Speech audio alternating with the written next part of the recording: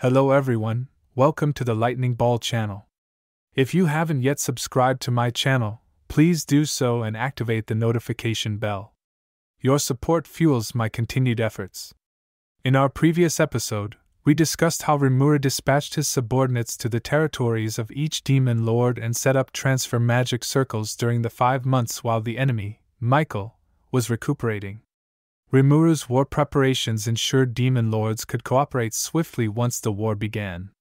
Meanwhile, to test their strengths, Beast King Carrion and Sky Queen Frey arrived at the Monster Federation for intense training with Rimuru's Labyrinth Guardians.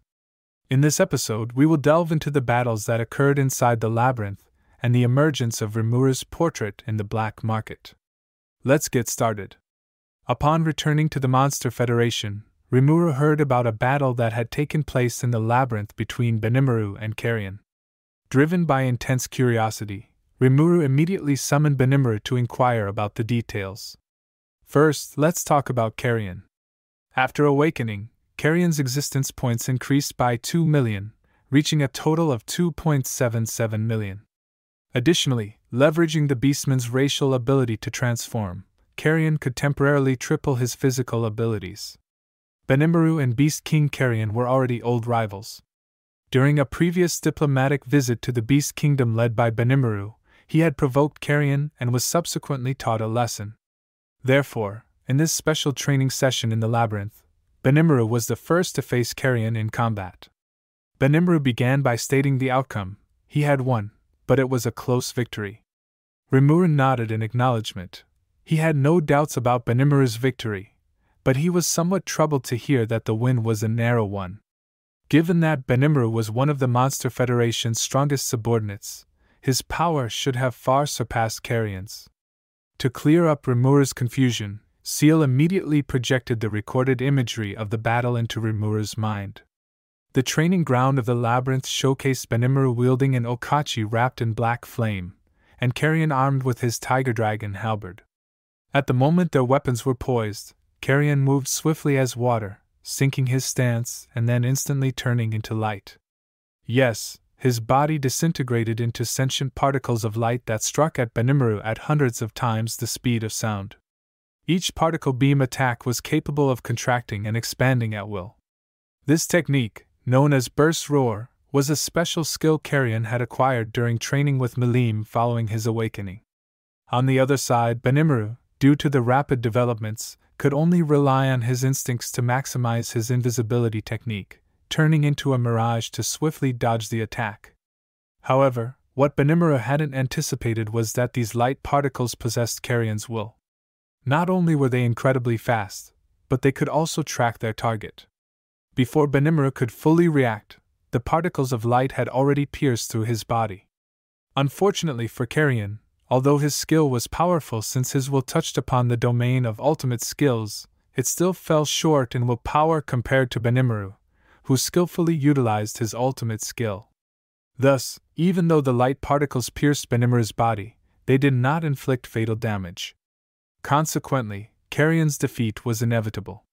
Rimuru provided a critique of the battle, noting that Benimaru's combat instincts and his ultimate skill were decisive in his victory. Benimaru nodded in agreement, acknowledging that he had underestimated his opponent this time, thinking the victory would be easy, which also made him realize his own naivety and complacency.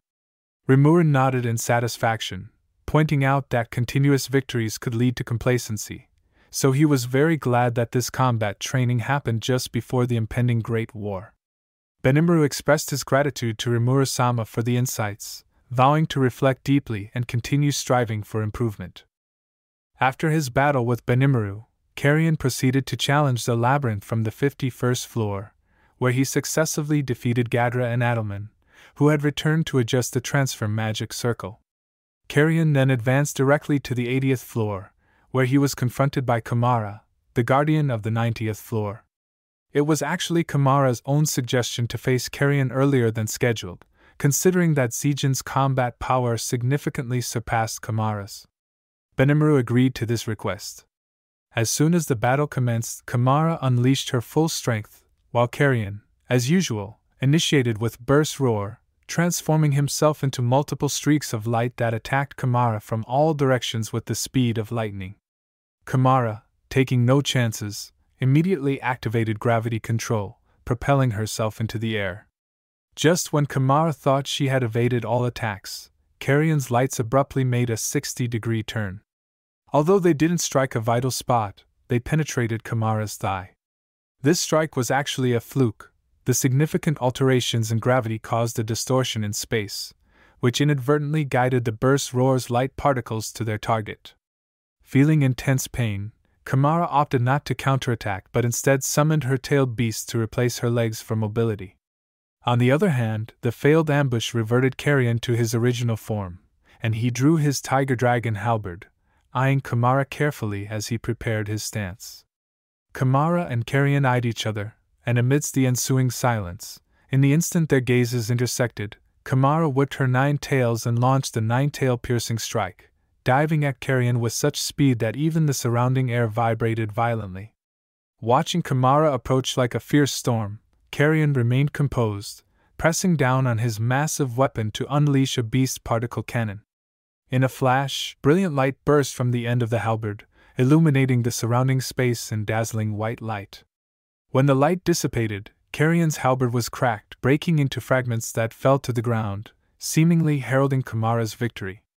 Overjoyed, Kumara boasted about her win, preparing to deliver the final blow to Carrion.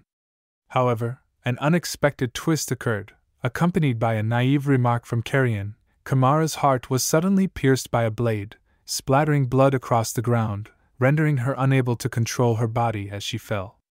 The weapon that pierced her chest was the supposedly shattered tiger dragon halberd. Indeed, Carrion's weapon had been destroyed, but not completely. The fragments that had fallen were still under Carrion's willful control, transforming into light particles that struck Kumara, decisively determining the victor. Even then, Carrion was not careless. He promptly fired his particle cannon at the incapacitated Kumara, conclusively ending the battle. Witnessing this scene, even Rimuru was taken aback. He couldn't help but worry about Zegion, but Benimaru immediately dismissed the concern, assuring Rimuru that there was no need for worry. As the footage resumed, both combatants resumed their positions, and Carrion, yet again and again and again, transformed into light particles to attack Zegion. This time, however, the attack failed spectacularly. Before Carrion could fully convert into light particles, indeed, even before the battle had properly commenced, Zegion's lips curled into a spectral smile. Simultaneously, an inexplicable strike shredded Carrion's body into fragments, leaving only the still smiling Zegion on the giant screen. Rimuru was shocked. The powerful Carrion had been instantly slain by Zegion. He looked at Benimaru with disbelief. Benimaru explained that having once defeated Zegion was nothing short of a miracle, and now, he felt he stood no chance. Benimaru humbly chuckled at this acknowledgement. His high praise of Zegion attested to a strength that was utterly beyond any ordinary measure. Benimaru added that there was no sense of complacency emanating from Zegion. He confessed that the battle had made him realize his own complacency and naivety, yet Zegion had no such concerns. Indeed, despite having secured a complete victory, Zegion remarked that his performance was still far from 1/10 of what Rimuru-sama could achieve, showing no signs of satisfaction. This only heightened Rimuru's unease, as he began to feel that Zegion might set his sights on surpassing the Rimuru-sama in his mind. After Beast King Carrion's battles concluded, it was Sky Queen Frey's turn to enter the Labyrinth arena. Frey possessed an intrinsic skill, magic jamming. Any enemy caught by her claws would find their internal magicules disrupted, rendering all their skills and magic nullified. This effect extended to a radius of 50 meters around Frey, effectively creating a magic null zone. Most importantly, Frey also possessed divinity, a trait that only spiritual life forms not bound by lifespan could acquire, allowing her to contend against those who had received Seal's ultimate gift. Leveraging these capabilities, Frey quickly defeated the Adelman trio, engaged in a grueling 3-day and 3-night battle with Kumara, and ultimately emerged victorious against Apito as well, significantly denting the confidence of the Labyrinth Guardians and revealing areas where they needed introspection. After completing visits to each demon lord's domain, Rimuru set off once again, visiting nations such as Dwargen Nation, Farmina's Kingdom, and Blumund Kingdom to relay information about the impending war and discuss specific response strategies. During this period, an interesting incident occurred. Rimuru and Souei, dressed sharply in suits, arrived early at the venue for a grand building inauguration banquet hosted by Mal in Blumund Kingdom. However, since the banquet was still some time away, Rimuru decided to first meet with his subordinate Mal for a talk. It's worth mentioning that this building served as the headquarters of the Four Nations Commerce Union, and strictly speaking, Rimuru was its actual owner. Rimuru had also invested considerable effort in the design and construction of this building, having been a civil engineer in his previous life. The night's banquet was to be held there. After the banquet, Rimuru planned to take Mal with him to Ingracia Kingdom, where important talks were scheduled between the Western Council and Masayuki's Eastern Empire. Upon arriving at the reception of the grand building, Rimuru gently inquired if Mal was in his office. Subsequently, a man dressed in stylish attire and clutching a cigar emerged from within, looking skeptically at Rimuru and questioning who he was.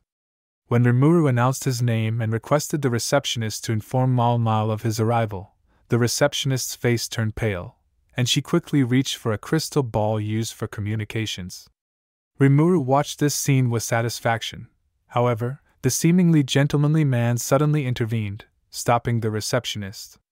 This arrogant individual, named Gabbana, had his reasons for such pride.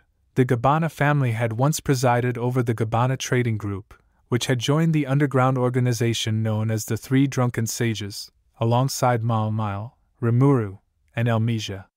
Gabbana interrupted the receptionist's explanation, claiming that there are always some riffraff who concoct stories just to meet Mal-sama. He mentioned this because there had recently been many fools who, despite not having an invitation, had shown up to attend the banquet. Gabbana then began to lament on behalf of Mal, noting that his superior was overly famous and lacked cunning, which necessitated the need for someone like Gabbana himself to fend off these trivial disturbances. Gazing at Rimuru and Souei, Gabbana suggested that if he hadn't been there that day, these two charlatans might have succeeded in their deceit. Rimuru looked at the man speechlessly, perceiving him as nothing more than a show-off trying to impress the lady.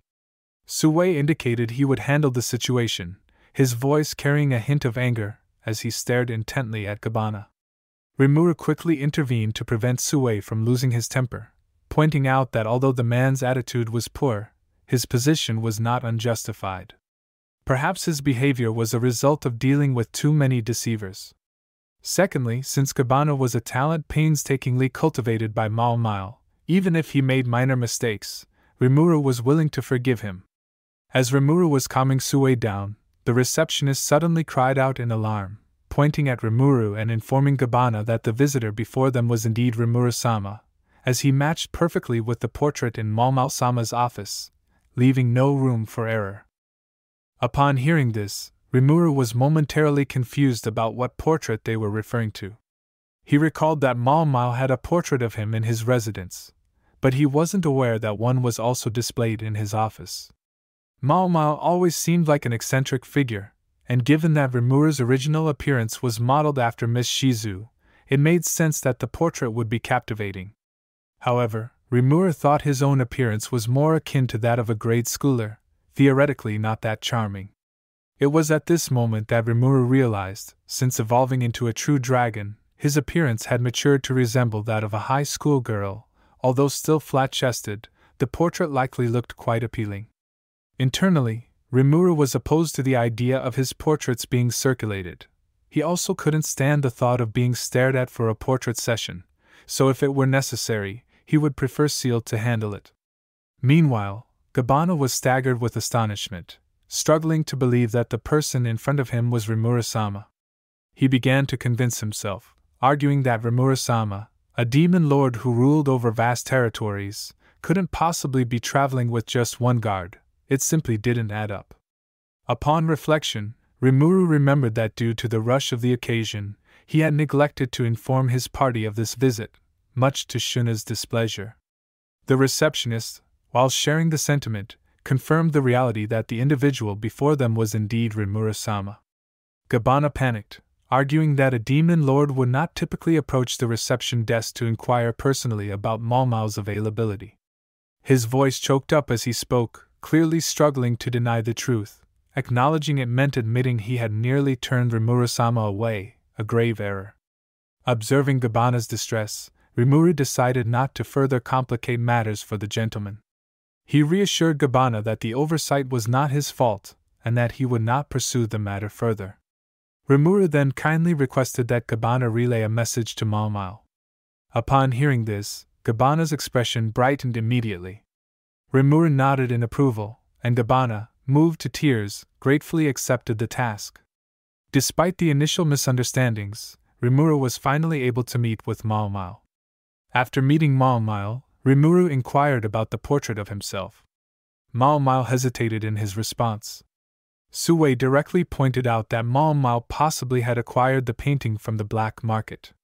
Souei mentioned that recently an unknown artist had been depicting Rimuru-sama's visage, including some in his slime form. Souei suggested that these artworks must have been created by someone who knew Rimuru-sama well. However, even the head of the Monster Federation's intelligence network, known as Dark Shinobi Souei, could not identify the artist, indicating they were dealing with a formidable individual. Rimuru was shocked that even Souei couldn't trace the source. Souei apologized, explaining that due to the ongoing war, he hadn't allocated many resources to investigate this matter. Rimuru, albeit reluctantly, accepted Souei's apology. Although many had seen his visage, the idea of an unknown person using him as a model was unsettling. Rimuru decided to confiscate Mao's portrait. Mao showed strong reluctance, which puzzled Rimuru. Rimuru declared that everything else could be according to Mao's preference, but hanging his portrait in the room was absolutely forbidden. Mao nearly cried out, arguing that such an action was too tyrannical, something not even historical despots would do. Rimuru, finding the intense protest over such a trivial matter incomprehensible, offered to compensate Mao for his loss, clearly missing that Mao's resistance was not about the money. Subsequently, Rimuru absorbed the painting into his own stomach, removing it from physical existence. Frankly speaking, the painting was no longer of Rimuru. It had been completely beautified into the visage of Miss Shizu.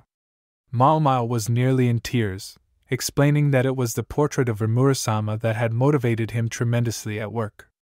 As Mao lamented, Souei suddenly patted his shoulder and presented him with another portrait. The expressions on both Rimuru and Mao's faces turned awkward the moment they saw the painting. It depicted a slime. Rimuru cheerfully declared that this was a good portrait, and Mao could now gaze at this depiction of himself to inspire his work. Mao was at a loss for words. While it was indeed a portrayal of Rimuru-sama, the slime form seemed somewhat lacking in spirit. Observing Mao's hesitant reaction, Rimuru felt a tinge of amusement. However, Rimuru then questioned Souei about possessing this painting. Souei explained that he had confiscated it during a previous investigation. Not only this one, but all other circulating portraits in the market had also been collected and were now in Souei's custody. Rimuru was astonished that Souei had even confiscated paintings depicting his slime form, as he didn't mind the circulation of artworks featuring the slime. Nonetheless, Souei's tone was somewhat hesitant, which struck Rimuru as odd. Rimuru fixed his gaze intently on Souei, who, somewhat helplessly, revealed that not all the paintings had been confiscated because one had been taken by Diablo. Despite Souei's valiant efforts to protect it, the disparity in their powers was too vast to overcome. As Souei spoke, he deeply bowed his head in apology. Remembering Diablo's annoying antics, Rimuru expressed his exasperation and declared that he would personally ensure the confiscation of that painting once he returned, while also promising Souei that he would warn Diablo against hindering Souei's duties in the future. Diablo had a habit of excessively idealizing Rimuru, and because Rimuru's appearance was derived from Miss Shizu, out of respect for the late Shizu, Rimuru found it difficult to outright deny Diablo, which truly vexed him. Hearing Rimuru's assurances seemed to relieve Souei, who allowed a small smile to appear. Mao, visibly irked by the situation, complained that all the paintings would essentially become Souei's collection, his envy of Souei palpable as he muttered to himself. Rimuru, in good spirits, remarked that Souei's popularity was so vast that he completely trusted him, mentioning that during their time in Blumund, Souei had attracted the majority of the attention on the streets, overshadowing Rimuru himself. Hearing Rimuru's comments, Malmile, with a complicated expression, reluctantly nodded in agreement. Thus, the group engaged in light conversation for a while, preparing to attend the grand banquet. Alright, that's all for this video. In our next episode, we will see Seo getting jealous because of Hinata at the banquet. We will also shift our focus to the Star Palace to discuss the movements of Michael and Frey. The next episode promises to be an interesting one. If you enjoyed this video, please like, comment, and subscribe. Your support is greatly appreciated. See you in the next one.